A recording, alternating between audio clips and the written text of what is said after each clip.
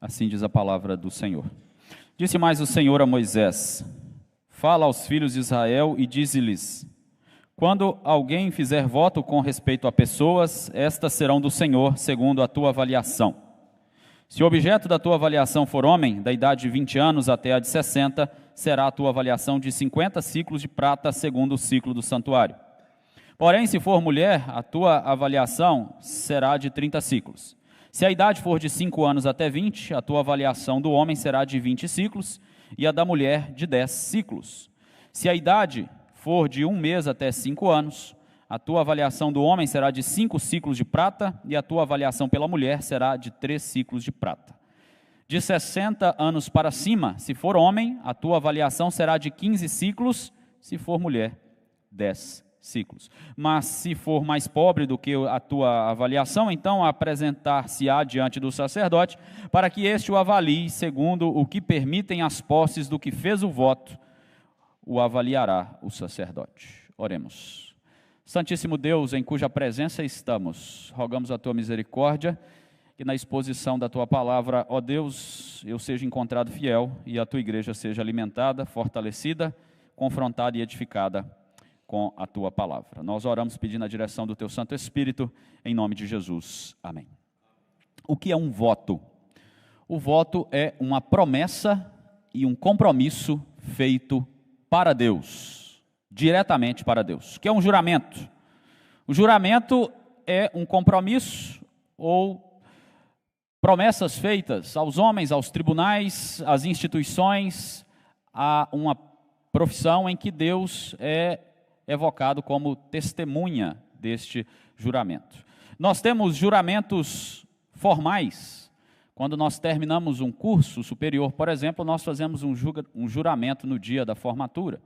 No contexto da igreja, nós fazemos juramentos quando nós nos casamos, quando batizamos os nossos filhos. Quando você é testemunha num tribunal do júri, você também tem que estar juramentado ali. Fazemos juramentos informais também. Quando se é criança, faz aquele compromisso com o amiguinho ou com a amiguinha de serem amigos para sempre. Quem namora faz um monte de juramento, que nem sempre será cumprido, né? Fazemos juramentos informais de falar a verdade, de ir a um compromisso, de estar lá em tal hora. Nós fazemos também votos informais e votos formais. Quando nós fazemos um voto formal diante de Deus, nós nos comprometemos com o Senhor em cumprir aquilo que estamos votando. E às vezes, em momentos difíceis, nós fazemos votos a Deus, de maneira informal, de maneira despretensiosa. Se o Senhor me auxiliar nisso daqui, eu vou fazer aquilo ali. Mas o problema em si não é nós fazermos votos e juramentos. O problema é nós cumprirmos votos e juramentos que nós fazemos, tanto diante dos homens, como diante de Deus. O mais difícil é isso. Fazer o voto, fazer o juramento, não é difícil. Você fala lá suas palavras, você faz um voto diante de Deus, e parece que está tudo certo. Mas não está. Votos que já são feitos diretamente a Deus, o juramento você faz diante das pessoas, e obviamente, dependendo do teor desse juramento, você terá grandes problemas se você quebrar o seu juramento. Mas o voto, ele é muito pior, porque ele é feito para Deus, diante de Deus, com o intuito de obedecer a Deus. Lemos na liturgia Eclesiastes, você precisa resolver a questão do voto diante de Deus. Não pode ser leviano. É melhor não votar do que votar e não cumprir. Nós vemos o caso de Ananias e Safira no Novo Testamento, que fizeram um voto, um compromisso diante de Deus, mas eles não cumpriram e receberam a punição por tamanha negligência, desobediência, mentira e tudo mais. O assunto do voto é tão sério que Levítico está terminando com este assunto. Só que tem uma questão aqui que é intrigante. O capítulo 26 fala de bênçãos decorrentes da obediência e castigos decorrentes da desobediência. Aparentemente era uma maneira melhor de terminar o livro de Levítico. E inclusive os miseráveis dos liberais teológicos, eles usam momentos como esse para falar, está vendo? A Bíblia tem erros, a Bíblia tem falhas, porque Levítico capítulo 27 não pode ser um término adequado para o livro de Levítico no seu tempo, assim dizem os liberais. Por isso aqui foi um acréscimo posterior, de jeito nenhum. É claro que nós não sabemos exatamente o porquê Deus quis que terminasse assim, mas nós temos pelo menos uma ideia, porque Deus quer terminar Levítico com juramento, com votos. Porque Levítico inteirinho, nós passamos vendo as promessas de Deus ao seu povo e o compromisso de Deus com o seu povo no decorrer de Levítico, nos seus 26 primeiros capítulos. E no capítulo 27, Deus está regulamentando a maneira do povo expressar a sua fidelidade ou as suas promessas, os seus votos diante de Deus. Como eles deveriam proceder para cumprir adequadamente os seus votos diante do Senhor. Então é por isso que nós entendemos que Levítico termina com este assunto e não com o assunto do capítulo 26. Porque Deus trouxe as suas promessas e mostrou ao seu povo que ele era fiel.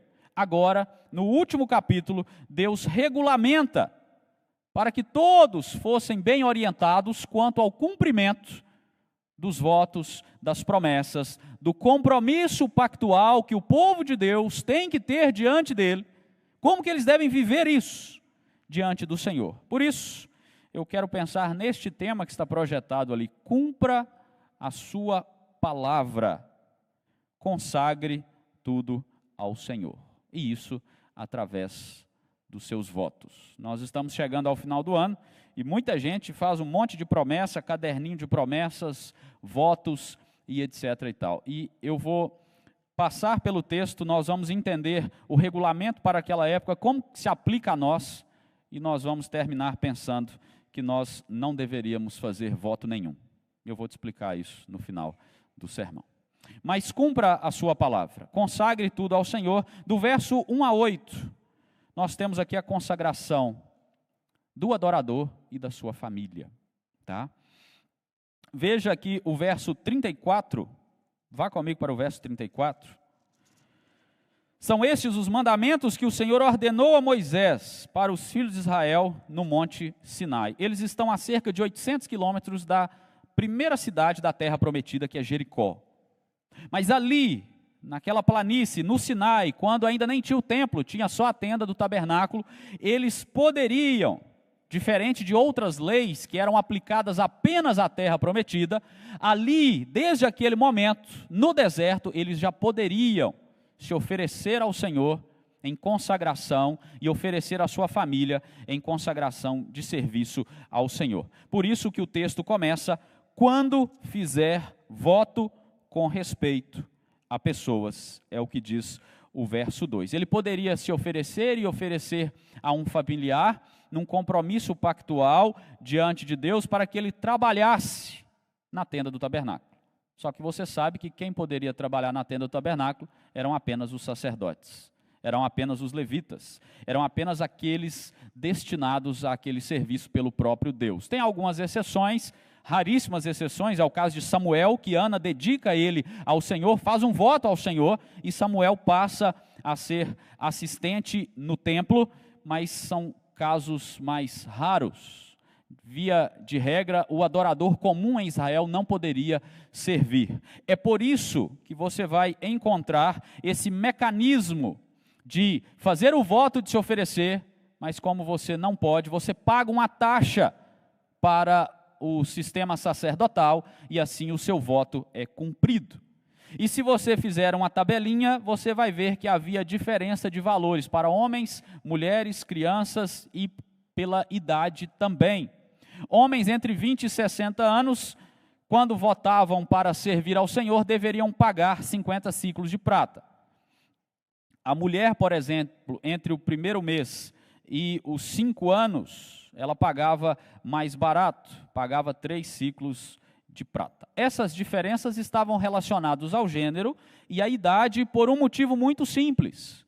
O voto tinha a ver com trabalho braçal, com trabalho manual, com trabalhos feitos no templo e a capacidade daquele indivíduo de servir ali com o seu vigor, com a sua força. É por isso que homens entre 20 e 60 anos, a ideia de estar ali num vigor da sua vida, pagavam mais caro, pagavam 50 ciclos de prata para que os sacerdotes oficiassem no lugar deles e assim eles cumprissem este voto.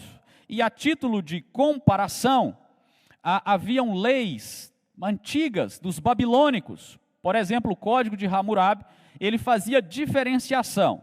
Aquele que era cidadão da Babilônia pagava um determinado valor para servir aos falsos deuses. Já o escravo pagava um valor inferior.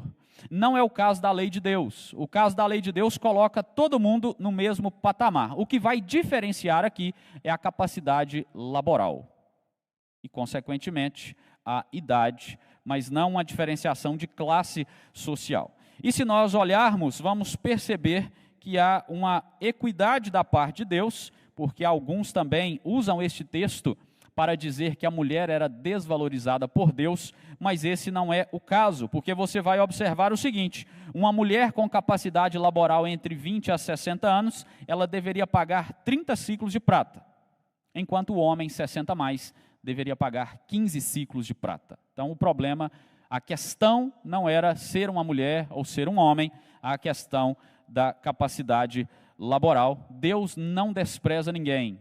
Deus valoriza todos os que querem servir em voto, em serviço, incluindo mulheres, homens, até as crianças estavam contempladas aqui, e aqueles que eram pobres também. Veja o verso 8. Mas se for mais pobre do que a tua avaliação, então apresentar-se-á diante do sacerdote e ele vai avaliar segundo o que permitem as posses do que fez o voto. O avaliará o sacerdote. Por que o pobre está sendo citado no verso 8? Porque os estudiosos dizem que um ciclo de prata equivalia a um mês de salário de um trabalhador. Então não era algo que custava pouco fazer um voto de serviço a Deus. Era algo que custava muito, era algo caro. Mas o Senhor fazia com que aquele que não tinha condições também participasse. E Deus receberia a consagração de vida daquele adorador, independentemente da posse que ele teria. O sacerdote ia avaliar isso, e ele ia pagar a quantidade que ele podia. Porque a ideia é, todos os adoradores em Israel deveriam se consagrar a Deus em voto, em serviço, bem como as suas famílias. Então, o que nós aprendemos aqui de início, meus irmãos? Que todos eles deveriam ter essa consagração de vida e não havia desculpa para isso. De gênero, de idade, de condição financeira, Deus chama os seus filhos para um serviço de consagração obrigatório. Não um serviço informal, não um serviço desleixado, não um serviço que não custasse nada ao adorador. Um serviço que custava, que envolvia a disposição do coração de se dar, de se entregar ao Senhor. Não mais do que um ciclo de prata simplesmente, mas o fato de estar disposto com o seu coração a servir ao Senhor, a se entregar e falar: eu me comprometo no serviço sagrado. Naquele caso, eles não podiam servir propriamente dito, mas eles pagavam para que o santuário fosse sustentado e assim os sacerdotes servissem em seu lugar. Então, como que nós podemos hoje, num contexto tão diferente, responder a essa sessão que vai regulamentar a maneira do israelita cumprir este voto de consagração dele e da sua família? O que é que nós podemos tirar de proveito aqui? Primeiro, nós devemos entender que a consagração de vida não é uma opção. Deus não abriu, o texto não abriu aqui com Deus dizendo: Moisés, se alguém quiser consagrar, se alguém quiser tomar voto. Não é assim que o rei está chamando os seus súditos. Ele está dizendo: quando alguém fizer voto, ou seja, pressupõe que os adoradores de Israel deveriam se consagrar e consagrar a família deles ao Senhor. É um compromisso de fidelidade. Lembra que Deus chama famílias para a aliança. Deus chama famílias para viver no pacto, e esta família deve ser consagrada ao Senhor. Então, o que Josué disse, que nós estampamos em camisetas, colocamos no Instagram, falamos uns para os outros, não deve ser um bordão simplesmente. Eu e minha casa serviremos ao Senhor. Não pode ser algo apenas dito da boca para fora, é um compromisso real, verdadeiro, de tomar voto, de servir e de se consagrar ao Senhor, você adorador e a sua família. É claro, meus irmãos, que há exceções, que tem famílias que não podem experimentar isso dentro de casa. Aquele irmão que não tem os filhos crentes, aquele irmão que não tem o cônjuge crente. Infelizmente, ele será ali um consagrado sozinho na sua casa. Mas é inadmissível que dois crentes, que pais crentes, não sejam consagrados ao Senhor e não tenham seus filhos consagrados ao Senhor. E que vivam uma vida de maneira desleixada para com o Senhor. Você já viu, a gente vê o tempo inteiro, aqueles que querem viver para Deus, e querem conduzir as suas famílias para Deus, da maneira mais descompromissada possível, da maneira mais leviana possível. Não é assim que Deus chama o seu povo, para se consagrar e para consagrar a sua família. Você quer ver uma coisa que entristece o meu coração? É quando os crentes deixam de participar da mesa do Senhor, especificamente da mesa do Senhor, para num domingo, participar de recreações, de passeios, de diversões, ao invés de estarem na casa do Senhor, consagrando a sua vida e da sua família, não só em adoração, mas em alimentar-se do Senhor. Isso é algo que entristece o nosso coração, porque traz uma mensagem de desleixo, de descompromisso. E aqui nós vemos Deus chamando Israel inteiro para um voto de consagração total ao Senhor. E aqui nós precisamos alertar aos pais de crianças e adolescentes. Quer ver você matar o envolvimento e o interesse do seu filho com a igreja, com o reino de Deus? É você não cumprir o voto que você fez, tanto no seu batismo, como no batismo dos seus filhos. Quando você trouxe seu filho para ser batizado, você fez um compromisso com Deus, de trazê-lo à igreja, de ensiná-lo a palavra, de orar com ele por ele, de caminhar com ele. E aí, meus irmãos, cada um de nós deve se lembrar dia a dia deste compromisso. E se nós não tomarmos cuidado dos nossos compromissos pactuais, de trazer os nossos filhos, de orarmos com eles e por eles, de ensinarmos a palavra do Senhor a eles, nós vamos passar uma mensagem poderosa para eles. O reino de Deus não é importante. A palavra de Deus não é importante. Você pode viver para Deus de qualquer maneira. E não é isso que o Senhor está ensinando aqui. Um livro inteiro está acabando. Está dizendo, faça um compromisso, um voto consagrado ao Senhor, de você e de toda a sua família. Então nós já assumimos, se você é crente no Senhor Jesus, se você é membro de uma igreja genuinamente evangélica, você já assumiu este voto diante do Senhor, este compromisso diante do Senhor. Você não vai, você já, e você deve cumprir. Por isso, cumpra a sua palavra, consagre a sua vida continuamente e a sua família no serviço ao Senhor.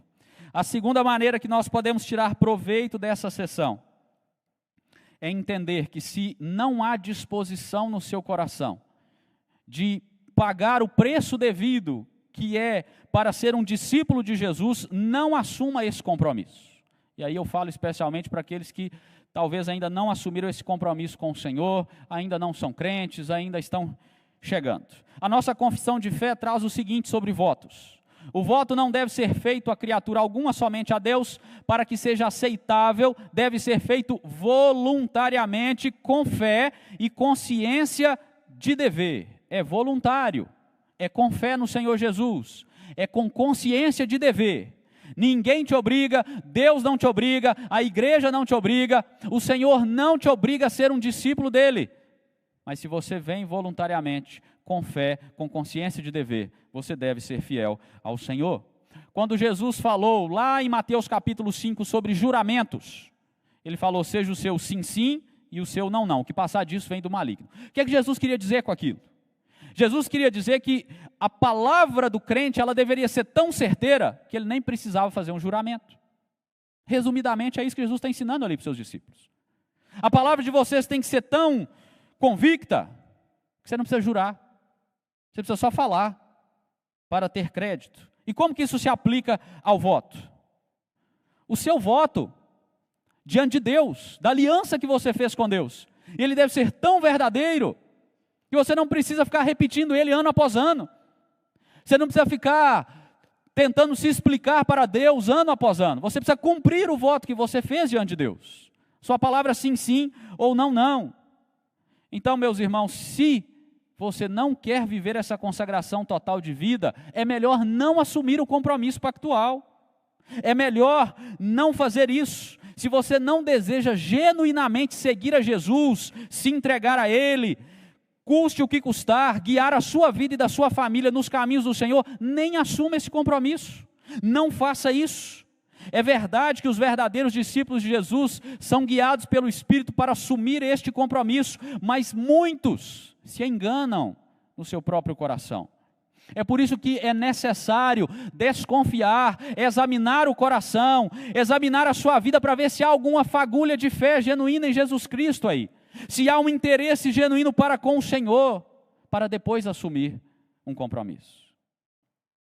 Quando eu era adolescente, eu fui para a igreja evangélica pela primeira vez, atrás de namorada. Já pensou? Essa era a minha motivação, namorar a menina da igreja. Eu era adolescente, enfim. Mas o tempo passa e a gente entende que as motivações de caminhar devem ser unicamente ter um relacionamento com o Senhor, estar em comunhão com Ele, em confissão, arrependimento e vida consagrada ao Senhor. Nenhuma outra motivação deve nortear o nosso coração para que sigamos ao Senhor. Assim, meus irmãos, nós vamos consagrar a nossa vida de maneira adequada e vamos levar a nossa família em consagração de vida. Nós devemos cumprir a palavra que nós falamos diante do Senhor e diante dos homens como povo do Senhor. E não é somente a vida e a família, o texto vai continuar e vai mostrar que nós devemos consagrar também as nossas posses ao Senhor. Então nós devemos cumprir a nossa palavra, consagrando também os nossos bens. Veja a partir do verso 9, aqui nós vamos até o verso 25, verso 9 da palavra do Senhor. Se for animal dos que se oferecem ao Senhor, tudo quanto dele se der ao Senhor será santo. Aqui nós entramos na parte da instrução sobre votos acerca de posses. E aqui nós temos os animais como posse. O verso 10. Não o mudará, nem o trocará por bom ou por mal, ou mal por bom. Porém, se de algum modo se trocar animal por animal, um e outro serão santos. Aqui o verso 10 diz o seguinte: se o adorador se arrependesse de dar um animal bom para o serviço no templo, no caso aqui do tabernáculo do Senhor, ele não poderia trocá-lo. E se ele trocasse, Deus ficaria com os dois. Tá? Por quê? Porque Deus já está trabalhando uma ideia aqui com o povo de Israel, deles entenderem o compromisso que é caminhar com Deus. Lembra? É melhor não votar do que votar e não cumprir. Então Deus está ensinando aqui, compromisso com Deus é compromisso, tem que honrar a palavra. A criança, geralmente, ela tem dificuldade de honrar os seus compromissos, ela ainda está numa fase frágil. Eu tenho 2 pequenos lá em casa e um fala para o outro: eu vou te emprestar o brinquedo, aí daqui 5 segundos não vou te emprestar mais. E aí a Terceira Guerra Mundial está instalada, você sabe disso, que é assim na casa de pequeninos. Mas é aqueles compromissos que mudam rapidamente. Mas elas são crianças, elas vão amadurecer, elas vão aprender, elas vão desenvolver. Nós não podemos ter uma mentalidade de imaturidade, de inconstância, como às vezes as crianças são nos seus negócios diante de Deus. Tem uma história que vocês devem conhecer, do menininho, que ele ganha 2 moedas e a mãe vai ensinar para ele sobre ofertar na casa do Senhor. Ele fala, uma moeda é para comprar o sorvete, a outra é para ofertar na casa do Senhor. O menininho vai na rua, e aí ele tropeça, uma das moedinhas cai dentro do bueiro. Aí ele olha para o céu e fala, perdão Deus, a sua oferta caiu lá no bueiro. E vai e compra o sorvete. Criança é assim, né? Tem essa mentalidade, até um pouco de ingenuidade, é claro. Mas veja, quando nós não honramos os nossos votos diante do Senhor, é como se nós fôssemos esse menininho do sorvete. Ó Deus, a oferta do Senhor foi embora, agora eu preciso ficar com isso aqui. Nós temos que tomar cuidado com isso. E aqui nós somos lembrados mais uma vez, que o relacionamento com Deus envolve compromissos sérios. Compromissos assumidos que não devem ser banalizados na nossa caminhada. Então, se você assumiu um compromisso e você falou isso aqui na frente, eu prometo sustentar moralmente e financeiramente a igreja, você deve honrar este compromisso, moralmente e financeiramente. Você deve caminhar em obediência, em dignidade do próprio voto que você fez diante do Senhor e diante dos homens. Nós não podemos brincar com Deus. O verso 11 a 13 vai trabalhar a ideia do animal imundo que era oferecido. Porque você sabe que somente o animal categorizado como limpo poderia ser oferecido em sacrifício ao Senhor. Mas o animal imundo tinha sua utilidade além do sacrifício. Se for animal imundo dos que se não oferecem ao Senhor, então apresentará o animal diante do sacerdote. Ele o avaliará, seja bom ou mau, segundo a avaliação, assim será. Porém, se de algum modo o resgatar, então acrescentará a 5ª parte à tua avaliação. Havia uma gama de utilidades para um animal ser usado pelos sacerdotes, e além disso, este animal poderia ser recomprado pelo adorador, acrescentando 20% do valor dele para o templo, para o tabernáculo aqui neste contexto.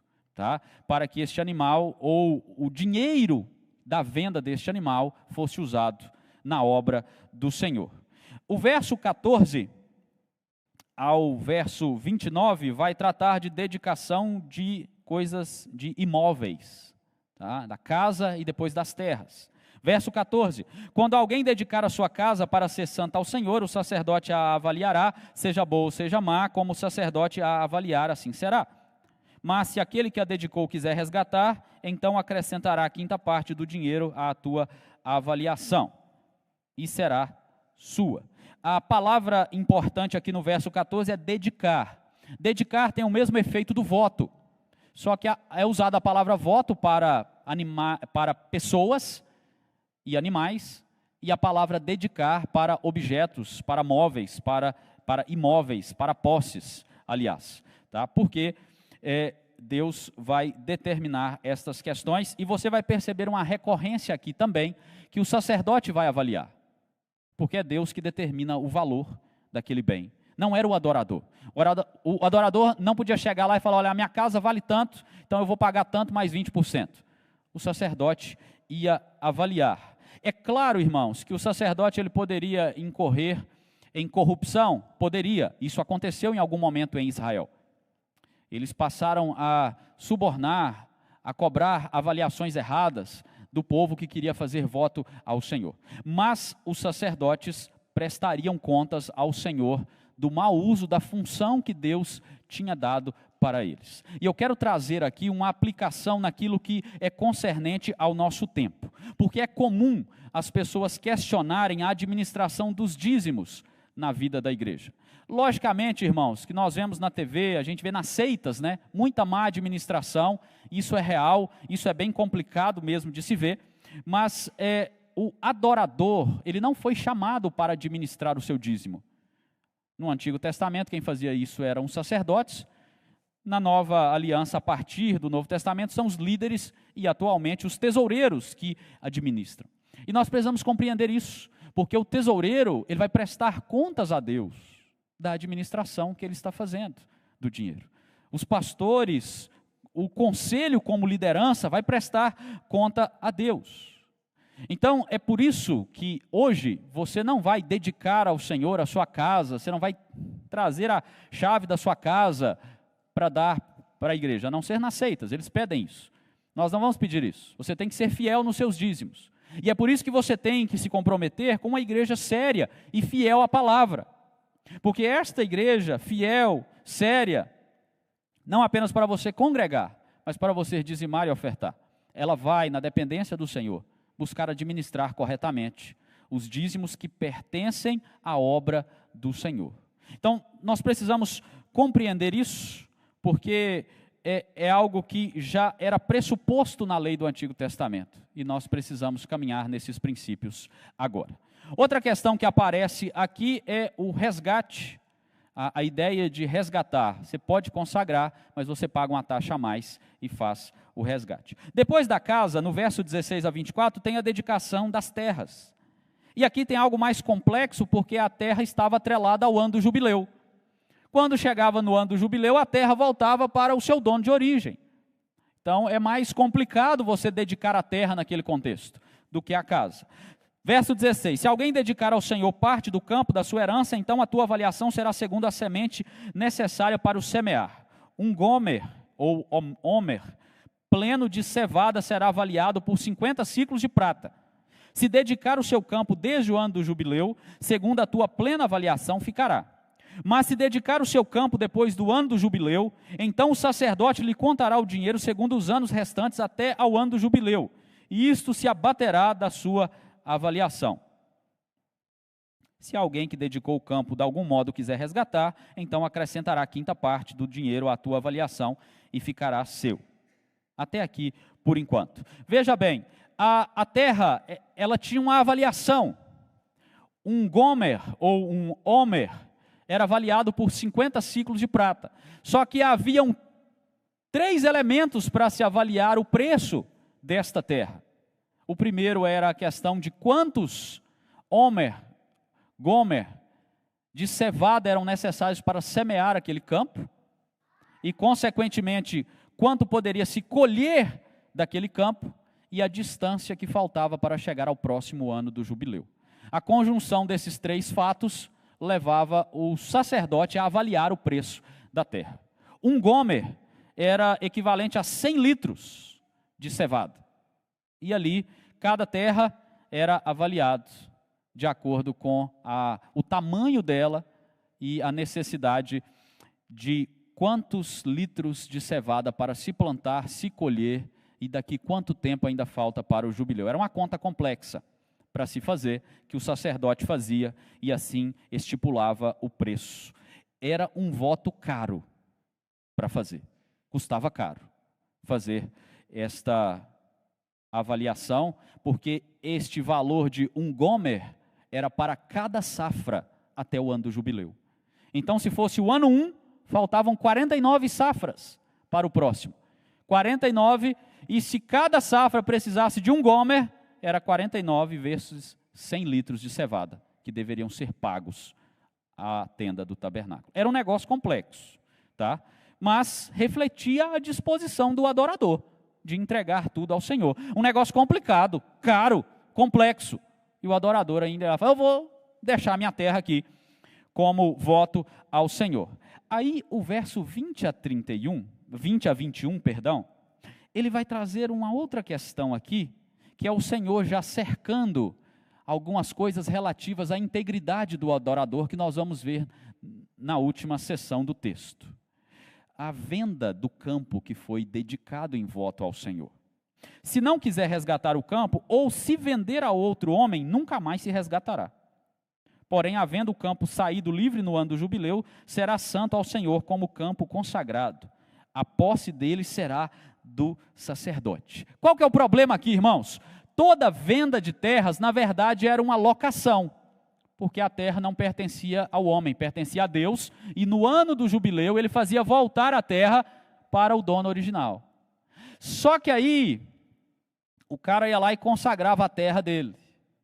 O pastor Davi pegava a terra dele lá e consagrava a terra dele. Só que aí, o sacerdote não tinha tempo de cultivar a terra. O que o adorador fazia? Eu não vou cultivar também. Eu vou sublocar a terra para que outro cultive a terra no meu lugar e eu vou ficar com lucro para mim. Mas eu fiz um voto ao Senhor. Aí Deus amarra a ponta solta aqui, fala de jeito nenhum. Se você alugar a terra, você não pode resgatá-la mais. Ela ficará com o sacerdote para sempre. A ideia aqui é de não permitir uma consagração preguiçosa do adorador. Uma consagração que não custava o trabalho dele. Porque a casa, o sacerdote poderia morar nela, mas a terra tinha que ser cultivada. O sacerdote não cultivava a terra. Não tinha tempo para isso. Aí o adorador que consagrou a terra tinha que cultivá-la e levar o fruto dela para o sacerdote. E aí quando ele queria ser preguiçoso, Deus não permitia. Você pode até fazer isso, mas você vai perder sua terra. A terra não vai ser sua mais. Deus não permitia esse tipo de consagração, porque lembra, consagrou, tem que cumprir. Votou, tem que cumprir. Não pode ser desleixado. Não pode ser de qualquer maneira. E do verso 22 a 24 tem uma outra situação aí. A situação da terra que não pertencia à família. Se alguém dedicar ao Senhor o campo que comprou e não for parte da sua herança, então o sacerdote lhe contará o preço da avaliação até o ano do jubileu. E no mesmo dia dará o importe da avaliação como coisa santa ao Senhor. No ano do jubileu, o campo tornará aquele que o vendeu, aquele de quem era a posse do campo por herança. E o verso 25 tem a regulamentação do valor. Toda a tua avaliação se fará segundo o ciclo do santuário. O ciclo será de 20 geras. 20 geras é 12 gramas de alguma coisa. Tá? Essa aqui é uma ideia de que você poderia consagrar um campo que você comprou. Tudo bem, mas depois você sabe que ele vai voltar para o dono original. Sem crise quanto a isso. E aí nós precisamos entender como esses versos se aplicam a nós. Primeiro, a primeira lembrança que vem é que tudo pertence ao Senhor. Terras, animais, posses, tudo. Nada que você tem é seu, é do Senhor. Ah, mas foi eu que conquistei. É o Senhor que permitiu que você conquistasse. Quando você morrer, vai ficar, e por aí vai. Tudo pertence ao Senhor. Tá? Então, mesmo que nós façamos uso de bens, imóveis, dinheiro e outras coisas que Deus nos possibilita ter, estas coisas pertencem a Ele, devem ser usadas com sabedoria, com diligência, para a glória dEle, para o nosso bem e para o bem dos que estão ao nosso redor. Nós não podemos nem usar os bens que nós temos de maneira leviana, porque são do Senhor. Foi Ele quem nos deu, pertence tudo a Ele. Assim nós devemos consagrar, meus irmãos, nossos bens ao Senhor. Tudo que nós temos ao Senhor. Como eu disse anteriormente, ninguém aqui vai pedir você para trazer a chave do seu apartamento e morar em um quartinho de aluguel. A ideia da consagração de tudo que você tem ao Senhor é de maneira que você use essas coisas e que essas coisas não te usem. Que essas coisas façam parte da boa vontade graciosa de Deus para com a sua vida neste mundo, mas que você saiba usá-los. De modo que Deus seja glorificado com o que você tem, com o que você não tem, com a conta bancária cheia, com a conta bancária pequena. A questão é a motivação do seu coração e a sua devoção a Deus e não ao que você tem. É assim que nós consagramos os nossos bens ao Senhor. É claro que há aqueles que também querem ir além e podem fazer isso e talvez vendam algum tipo de propriedade e queiram ofertar à igreja. É lícito, mas isso é da disposição do coração. Não é algo obrigatório, não é algo feito como é feito nas seitas e como você vê na televisão. Dê a chave do seu carro que Deus vai te dar mais 500 carros. Não, vai ficar sem o carro e acabou. Na nova aliança, nós dedicamos os nossos bens ao Senhor dessa maneira. Primeiro, sendo grato a Deus pelo que Ele tem nos dado, usando com sabedoria, com diligência, com cuidado, e abençoando os outros com aquilo que Deus tem nos dado também. Assim nós consagramos nossos bens na nova aliança. É a maneira de fazer. Então, que os bens que você tem, ou os que você ainda terão, o dinheiro que você vai ter, tudo que você tem, tudo que você vai ter, que essas coisas não possuam você. Que você possua essas coisas, use essas coisas, e que Deus seja glorificado na maneira em que você consagra suas posses ao Senhor nosso Deus. E aí na última sessão, nós temos a partir do verso 26, regulamentos que fecham a brecha para que o adorador não fizesse voto de maneira desleixada. Porque aqui nós devemos cumprir a palavra, consagrando a nossa integridade ao Senhor. Se tem uma coisa que é importante, é você ser alguém íntegro, inteiro. Você sabe que isso é importante nos relacionamentos, e especialmente diante de Deus. Ninguém gosta de uma pessoa que não é íntegra, que lhe falta caráter, que falta pedaço, que ela é toda fragmentada. Ninguém gosta de se relacionar com uma pessoa assim. Deus também não gosta de relacionar com quem não é íntegro diante dele. E aqui, nestes versos finais, a partir do verso 26, tinham 3 maneiras pelas quais o adorador poderia, de maneira sutil, até parecendo piedosa, escapar da consagração total ao Senhor. E aí Deus vai e resolve este problema na regulamentação. A primeira delas está no verso 26 a 27. Trata da dedicação do primogênito de um animal puro. Mas o primogênito de um animal, por já pertencer ao Senhor, ninguém o dedicará, seja boi ou gado miúdo, é do Senhor. Mas se for de um animal imundo, resgatar-se-á, segundo a tua avaliação. Sobre ele acrescentará a 5ª parte. Se não for resgatado, vender-se-á, segundo a sua avaliação. Segundo a lei de Êxodo, capítulo 13, todo primogênito do homem e do animal é do Senhor. Todo mundo sabia disso. Mas tinha os espertões. Os espertões diziam, vou consagrar o primogênito também. Ele já pertence. Ele não podia ser consagrado. Ele não podia ser contado como voto.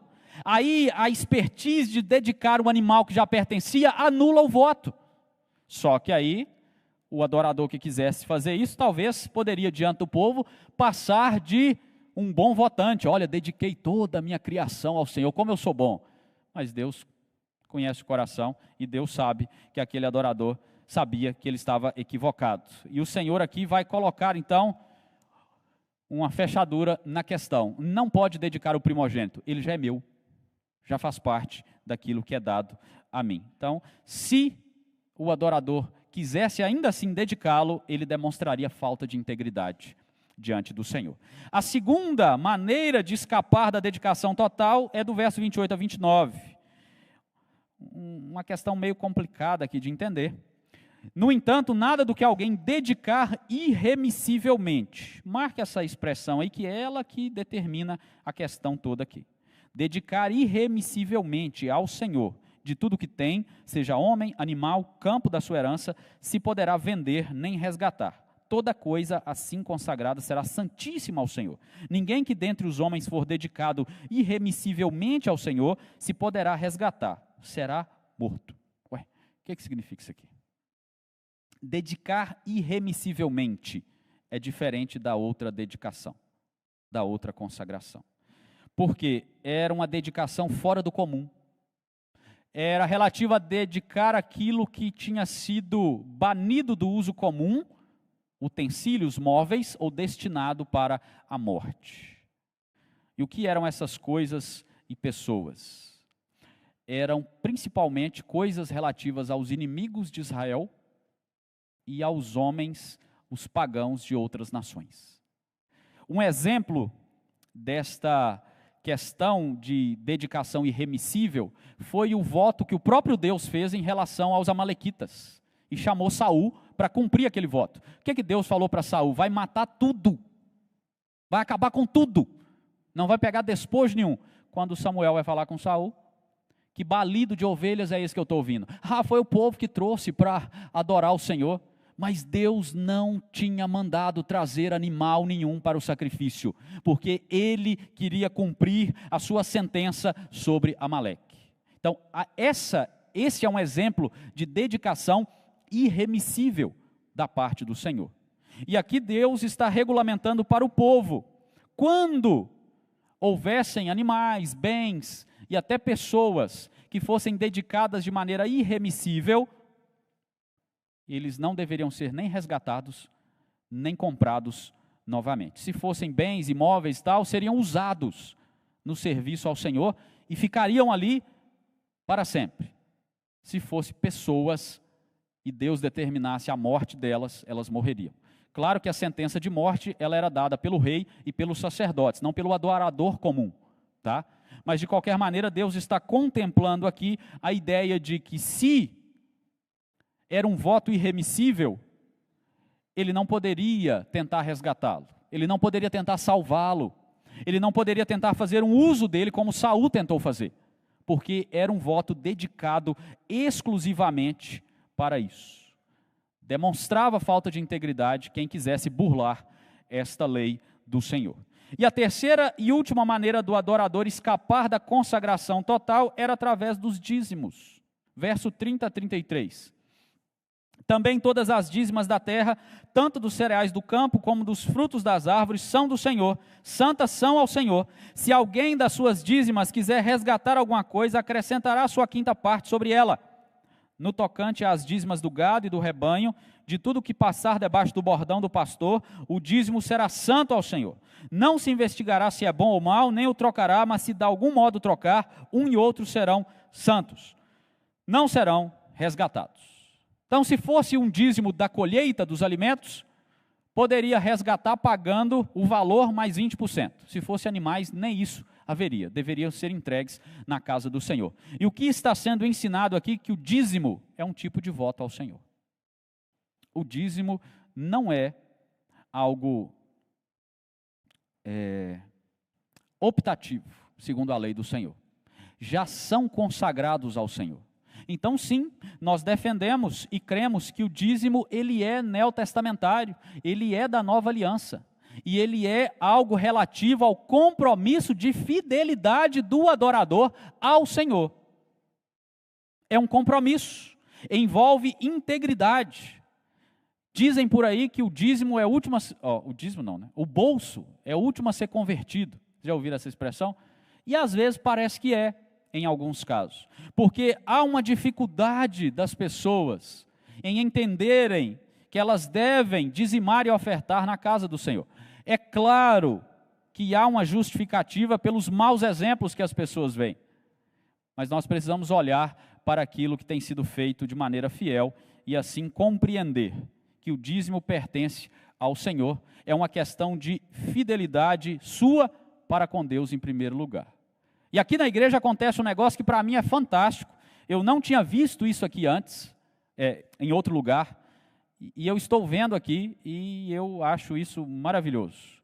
A igreja aqui foi educada a não ter momento de dízimos e ofertas. Vocês já viram isso, né? Quem chega visitante fala, nossa, aqui não tem aquele momento que chama lá na frente e tal. Não tem. Porque o povo aqui aprendeu, e você que chega, faz o catecúmenos e aprende também, que o dízimo é a sua fidelidade para com Deus. A gente pode ter, se a igreja tivesse, como várias outras têm, aquele momento aqui na frente, pode, isso é lícito, tudo bem. Mas quando a igreja aprende, não precisa. Ela é fiel. Ela participa. Ela dizima. Porque ela entende que é um compromisso de fidelidade e consagração a Deus. Então isso é excelente, irmãos. Não é errado ter esse momento. Mas eu vejo isso aqui na nossa igreja, eu fico muito feliz. E é algo que até chama a atenção de quem está traumatizado com isso. Em outras igrejas, seitas, que levam a coisa de maneira muito equivocada. Eu já vi em culto que o pastor ele vai falando as palavras bonitas e o piano vai tocando para ver se o pessoal vem à frente entregar oferta, dízimo e etc. e tal. Nós não precisamos disso. A palavra de Deus nos diz que é um compromisso de fidelidade, é um voto feito diante do Senhor. E aí nós podemos e devemos cumprir esse voto na nossa caminhada. Eu quero encerrar colocando o slide, por favor, só para a gente relembrar, um sermão mais longo devido ao final, aí, a finalização. Então, Levítico 27 traz para nós este tema, cumpra a sua palavra, você cumpra a palavra que você fez. Consagre você e sua família, consagre todas as suas posses e consagre a sua integridade diante do Senhor. Não se envolva com votos insensatos. Nós repetimos aqui o culto inteiro, é melhor você não votar do que você votar e não cumprir. Não se envolva com votos que Deus não te conduzirá para que você cumpra. Todos esses votos listados em Levítico 27, o Senhor te ajuda para que você cumpra estes votos, mesmo nas suas falhas. E aí eu vou voltar ao que eu falei no início. Você não deveria fazer votos para 2026. Eu falei o tempo inteiro de votos, mas eu estou te falando para você não fazer. Por quê? Porque se você já é crente, você já fez esses votos aí. Você já tem votos a cumprir. Não adianta você acrescentar votos, se você não está cumprindo nem esses. Que você fez, inclusive, aqui à frente, diante da igreja, compromissos pactuais que você fez. Então, por isso que eu estou falando para você, para 2023, 26, não se comprometa com novos votos diante do Senhor. Se comprometa em cumprir o que você já fez, o que você já votou diante do Senhor. Então, leve isso a sério, irmãos. Se você um dia já consagrou você e sua família ao Senhor, cumpra isso na caminhada. Viva isso na sua casa. Viva isso no seu relacionamento pessoal com Deus. Conduza a sua vida de modo que você se entregue ao Senhor em serviço, se gaste na obra dEle, se gaste para o reino dEle, para a glória dEle. Não assuma outro compromisso se você não está, no mínimo, minimamente vivendo isso. Consagre as suas posses ao Senhor, os seus bens. Lembra que tudo pertence ao Senhor. Lembra que tudo é dEle, não é seu. Não lhe pertence. Viva aquilo que Deus tem te dado, com aquilo que Deus tem te dado, de maneira digna, adequada, honrosa. Cumpra o voto de ser um dizimista, de ser um ofertante na casa do Senhor. Se você tem condições de dar mais, se Deus te deu essa condição, dê liberalmente, de consciência livre, se assim você desejar. Mas não deixe de cumprir o seu voto diante do Senhor, de ser alguém fiel em todas as coisas, inclusive nas suas posses, inclusive nos dízimos e ofertas. E por fim, cumpra a sua integridade, a sua consagração de integridade diante do Senhor. Se você é um crente, você já se consagrou ao Senhor, você já deixou de ser aquela pessoa fragmentada, aquela pessoa de duas caras, aquela pessoa de várias faces, porque você está íntegro diante da presença do Senhor. Então cumpra isso dia a dia. Não deixe que as coisas deste mundo levem você a viver uma vida fragmentada, desleixada, descompromissada com o reino do Senhor. Assim nós devemos entrar 2026 e quantos anos mais o Senhor der na nossa caminhada. Não faça outros votos, além de cumprir os que você já fez. Que assim Deus nos dê a graça de caminharmos em fidelidade e em compromisso com o Senhor nosso Deus.